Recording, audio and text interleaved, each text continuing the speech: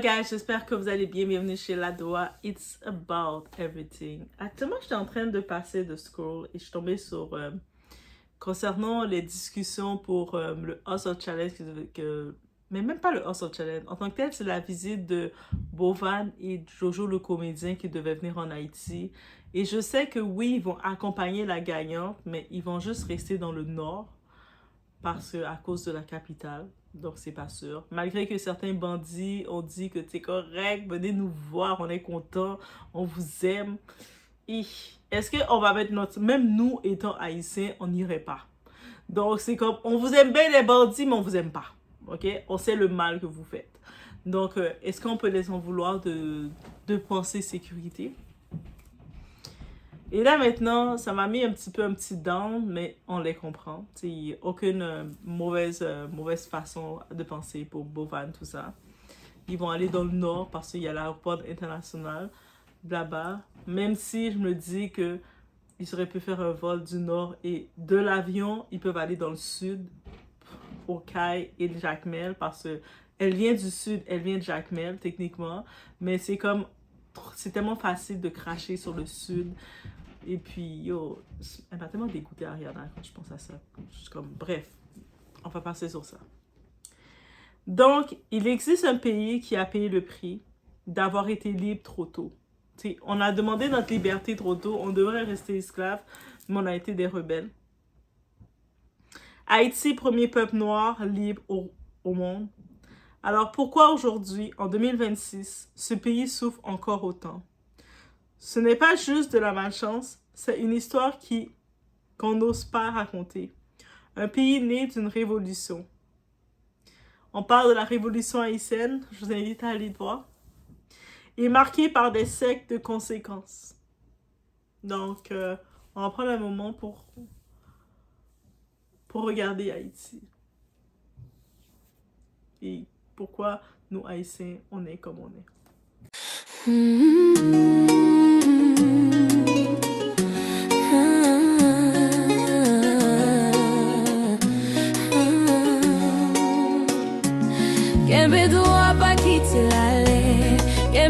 On retourne en arrière en 1804. Haïti devient libre. 1804. 1804. On devient libre. Jean-Jacques Dessalines, pour tous les Haïtiens, on l'appelle notre papa. Vous savez c'est quoi un papa? Mais c'est notre papa. C'est lui qui est le papa de tous les Haïtiens. Mais cette liberté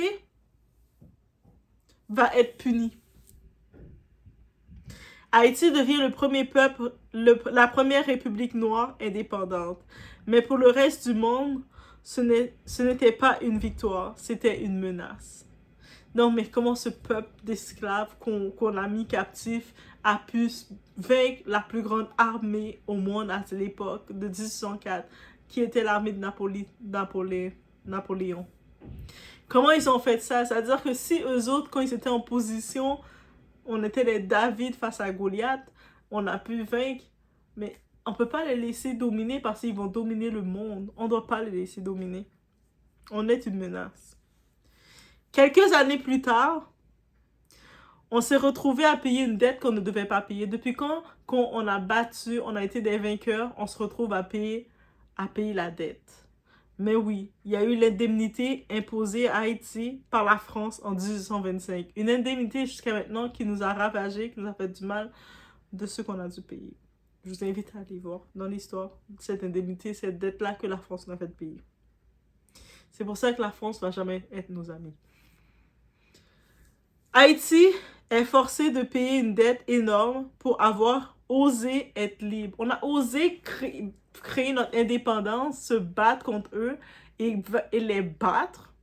Et là, on nous demande de les payer pour toute la douleur qu'ils ont eue parce qu'ils n'ont pas été capables de nous battre physiquement, donc ils nous ont fait payer la dette. Un pays né libre commence son histoire enchaînée. Avec cette dette-là, on a mal commencé pour notre départ.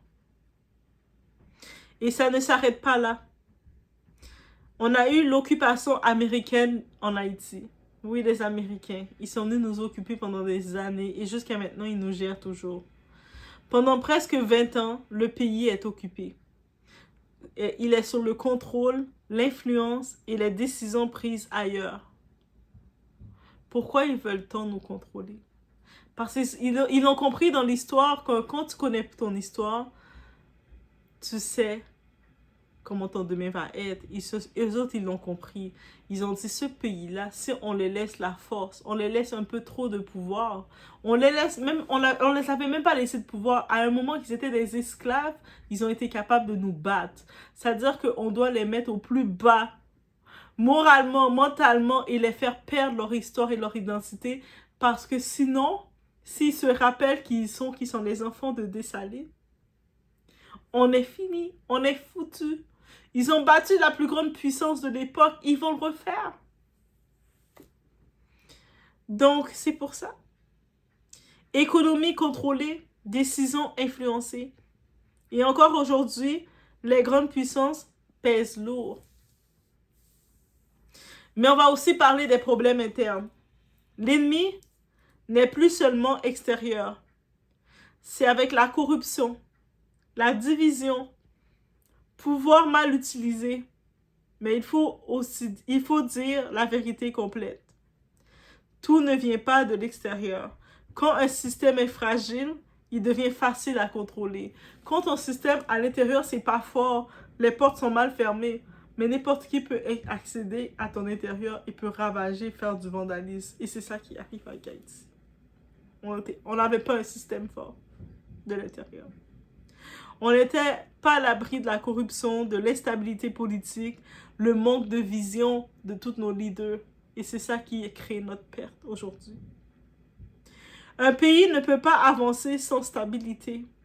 Aujourd'hui, il y a des quartiers entiers qui vivent dans la peur, des familles qui survivent. Une jeunesse regarde ailleurs, qui regarde Haïti avec amour, mais aussi avec impuissance. On se sent impuissant comme Haïtien. C'est peut-être pour ça qu'on a tellement besoin d'espoir. Si vous comprenez en tant qu'Haïtien, que même pour beaucoup d'Africains, quand je vois qui disaient pourquoi les Haïtiens le prennent à cœur, le petit concours Awesome Challenge, parce qu'on a tellement en ce moment besoin d'espoir, guys, vous comprenez pas? On avait besoin de cet espoir-là, on avait besoin. Donc, qui regarde Haïti avec amour, mais aussi avec impuissance? Quand on voit Haïti, on est comme... On veut retourner dans nos terres, on a des souvenirs, des vagues souvenirs, ou même nos parents qui nous parlent des souvenirs, ou même nous-mêmes en tant qu'enfants, on se rappelle, mais on est impuissants. On veut revenir en vacances, faire nos vacances, on est obligé d'aller faire ailleurs nos vacances, mais on aimerait ça aller dans notre pays, aller faire nos vacances, c'est pour ça. On veut construire, on est la génération qui veut construire dans notre pays. On veut construire. On a nos projets qu'on étudie. Si je ferais ça dans mon pays, ça serait tellement big. Si je ferais ça dans mon pays, ça serait tellement big. On a des projets. On veut changer les choses. Mais par où commencer? Des zones entières contrôlées par des groupes armés. Des familles qui vivent dans la peur. Une jeunesse qui rêve de partir. Personne ne viendra sauver Haïti. Pas les grandes puissances, pas les organisations. Parce que personne n'a autant intérêt que les Haïtiens eux-mêmes. C'est nous-mêmes qui devons nous sauver. En tant que petits-enfants de Dessalines, en tant que petits-enfants de celui qui a voulu notre indépendance, qui a donné sa vie pour notre indépendance et il a eu une partie. Mais on doit faire le reste.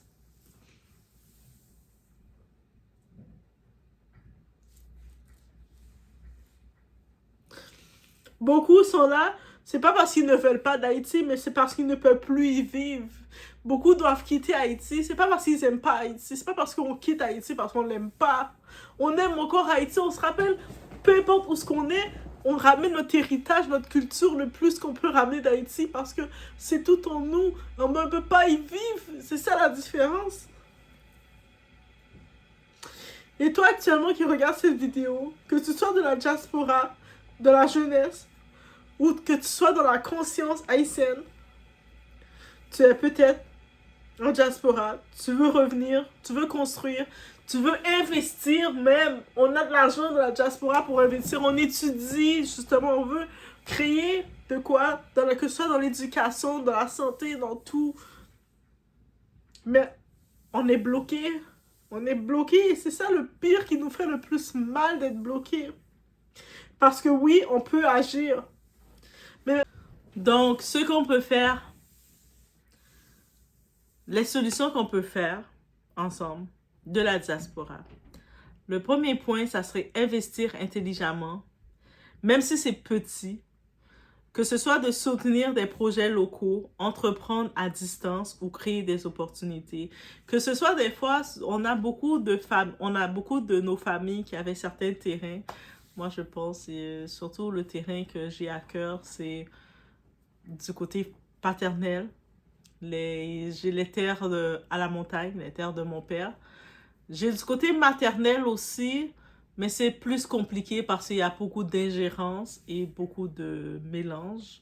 Et ça peut être, ça semble plus confus, plus difficile à contrôler. Mais il y a le côté paternel, où il y a les terres que j'ai des projets, mais peu importe les terres que vous avez, à distance, qu'est-ce qu'on peut faire, que ce soit planter. Déjà, le plus simple qu'on peut faire et le maintenant qu'on peut créer, c'est de planter l'agriculture. Un plant de piment. Actuellement, tous les aliments, on ne produit plus rien. Donc, les Haïtiens sur place, ils sont obligés d'aller acheter les produits dominicains ou acheter les produits ailleurs. Mais si on peut commencer chacun, avec notre puissance qu'on a de la diaspora, avec déjà ce qu'on a, nos ressources, ceux qui ont des terres surtout, investissez le matériel parce que dites-vous qu'il y a le gouvernement donne plus depuis des années, il avait coupé le budget qu'il donnait pour les agriculteurs. Donc les agriculteurs, c'est compliqué pour eux. Donc déjà, ceux qui travaillent la terre, ils peuvent avoir un petit backup de leur famille. Ça fait une différence, que ce soit dans les équipements pour acheter, dans tout le truc, quand ils vont faire, ils vont planter actuellement, il y a les saisons de pluie, il y a les saisons de sécheresse. Et puis ici, on peut déjà investir à distance. Des fois, on se dit, on peut envoyer, continuer d'envoyer comme vous pouvez pour votre famille, mais des fois, vous dites, votre 100 $ que vous envoyez, si ça peut aller pour une entreprise, vous avez quelqu'un autour de vous que vous faites confiance ou qui est dans votre famille, qui est sur place, qui est sur le terrain, cette famille a intérêt de lancer sa compagnie ou de pouvoir se lancer si la personne fait de la couture, avoir un coussin financé dans la couture parce qu'il ne va pas avoir des prêts. La banque ne va pas le faire de prêts. Donc, à distance, c'est comme ça qu'on peut aider. Peu importe les entreprises, mais à distance, c'est comme ça qu'on peut aider. En même temps, créer des opportunités. Dites-vous, peu importe qu'est-ce qu'on crée, même si c'est dans l'agriculture surtout, on lance une plantation, par exemple, de piment, qui est le plus rapide à faire dans le terrain d'Haïti. Et on lance le piment, la plantation de piment, croyez-moi, ça donne de l'emploi pour autour. Les gens autour qui vont devoir prendre des gens autour pour l'aider à faire la plantation, à s'occuper dessus, à les prendre, à les ici, et puis ensuite à les vendre. Donc, ça crée une certaine activité. Et si chaque personne de la diaspora, ils investissent dans ça, dites-moi, déjà, ça crée une ouverture.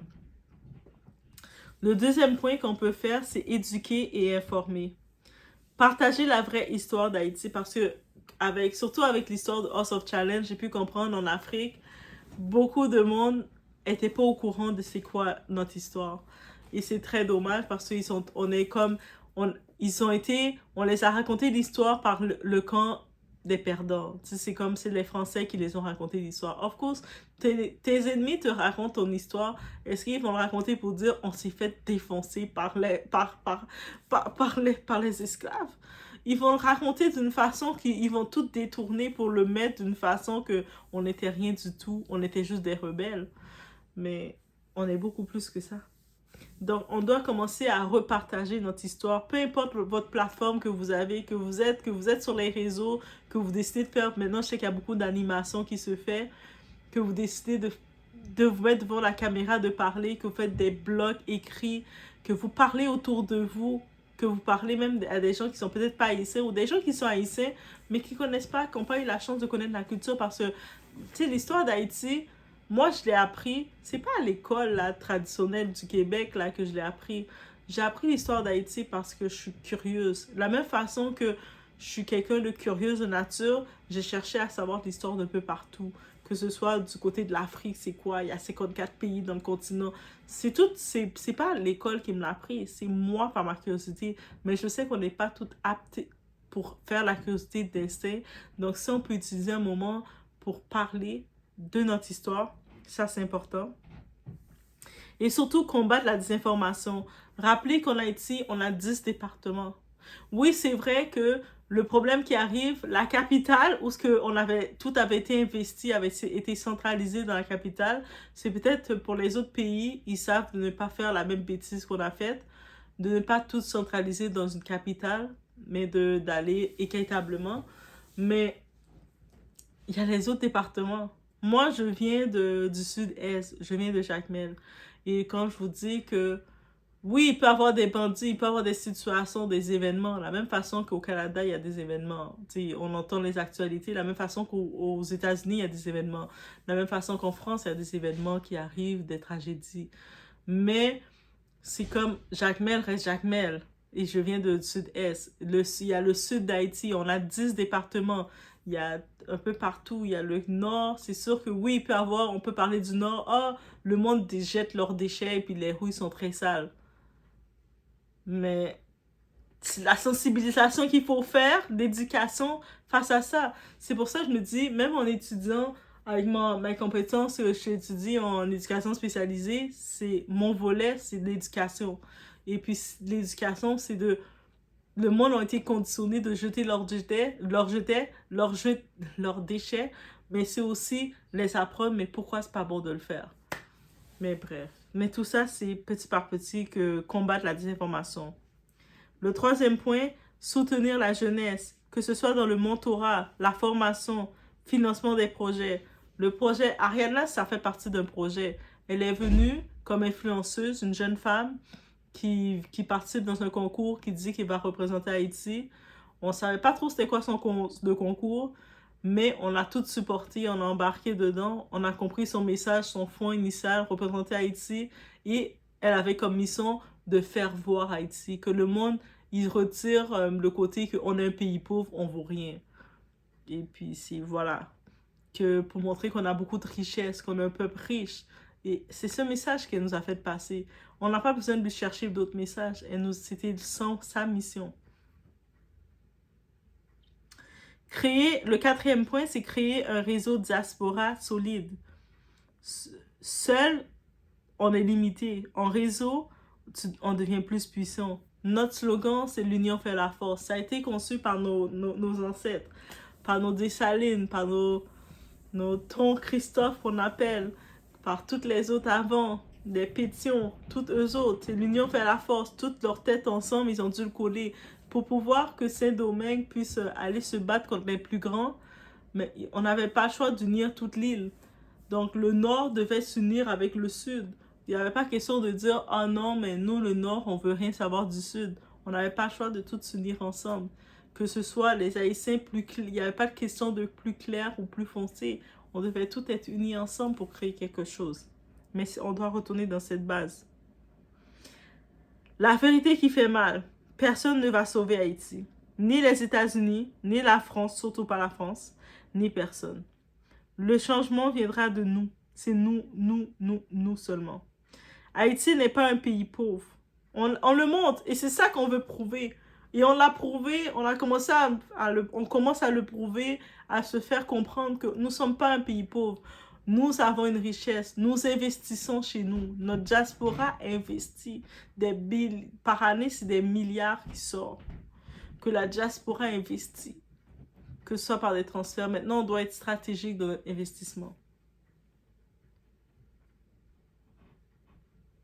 C'est un pays qu'on a empêché de devenir riche. Haïti n'est pas un échec. C'est une histoire interrompue. Et peut-être que la suite dépend de nous. Tu sais, Dessalines a fait sa partie. Mais là, maintenant, il nous a remis le reste. Il dit, allez-y, mes enfants, j'ai confiance en vous. Et là, nous, on est un peu perdus, on ne sait plus où aller. Mais ça dépend de nous. Mais l'histoire n'est pas finie. Tant qu'il y a de la vie, il y a de l'espoir. Est-ce que la diaspora peut vraiment changer Haïti ou le système est trop enraciné? Tant qu'il y a de la vie, il y a de l'espoir, comme je dis. Et puis oui, on doit regarder par la jeunesse. Donc, c'est sûr que les personnes plus âgées vont être plus découragées, se dire c'est fini, il n'y a plus d'espoir, Haïti va plus jamais être ce qu'ils avaient connu. Peut-être en effet, Haïti va plus être ce qu'ils avaient connu, mais ça va être ce qu'on va connaître. Parce que on est appelé à ça. De la même façon que tu vas prendre quelqu'un des années 50 qui a vécu au Québec, et puis maintenant, quelqu'un des années 2026, c'est deux générations différentes, deux visions différentes. Donc, c'est l'évolution des temps. Donc, oui. Donc, maintenant, on doit faire en sorte de pouvoir dire, ben, je vais aller faire mes vacances comme je suis fatiguée, j'ai eu une grosse année, je vais aller faire 2 semaines dans mon pays en Haïti, aller manger de la bonne bouffe, aller boire, aller m'amuser au bord de la plage, aller... voir le monde jouer, passer des nuits à donner des blagues. On est là comme ça sur une terrasse en train de donner des blagues. Yes, on veut de ça back. Donc, je vous laisse sur ce. On se retrouve au prochain vidéo.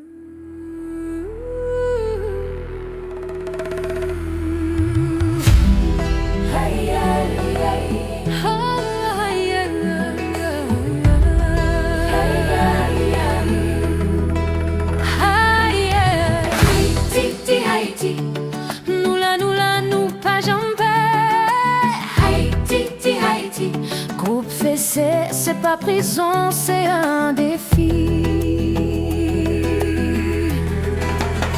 Brésil devant nous, respecté. Maroc devant nous, respecté. Écosse devant nous, ok. Mais Haïti, jamais timide. Nous c'est petit des salines. Nous pas minimise nous encore. Venez cesser ces changements. Haïti en mouvement.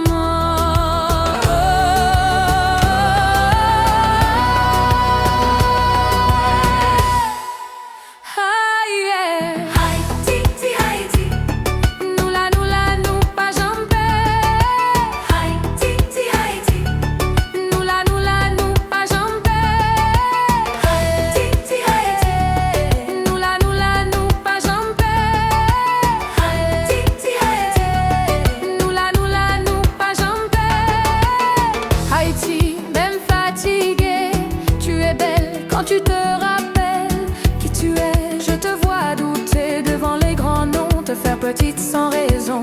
Mais ton cœur bat plus fort que les stades, ton passé fait trembler les grades. Haïti, lève les yeux vers demain, n'a pas minimisé ou prends ma main. Brésil, Maroc, Écosse en face, mais ton feu n'a pas de menace. F26, promesse d'amour, je crois en nous, je crois toujours. Même blessé, même fragile, Haïti reste indomptable. Tu n'as pas besoin d'être parfaite pour qu'on respecte ta planète. Ton histoire danse dans ton sang et ton futur s'écrit maintenant.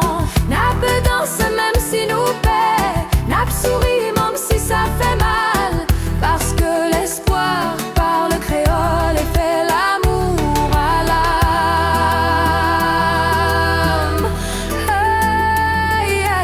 Haïti, mon amour, ce n'est que le début. Haïti, from the roots to the future. Haïti, to the future.